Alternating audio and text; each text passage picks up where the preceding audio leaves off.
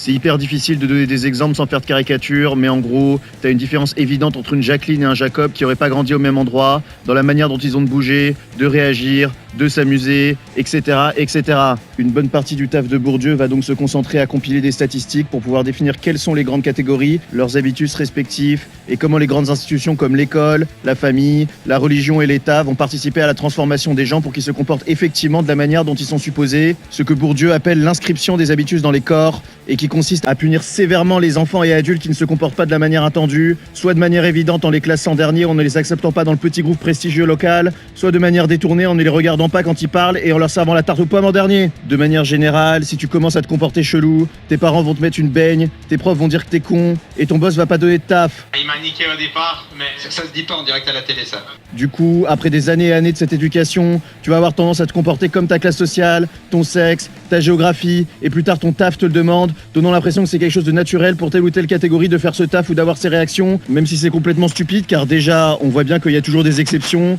comme ce qu'on appelle les garçons manqués ou les mecs efféminés, donc c'est évidemment pas gravé dans le marbre d'un code génétique universel, mais également les catégories et habitus ont changé à travers le temps sur des périodes se comptant en centaines d'années, alors que l'évolution biologique du code génétique utilise des échelles de centaines de milliers, voire de millions d'années.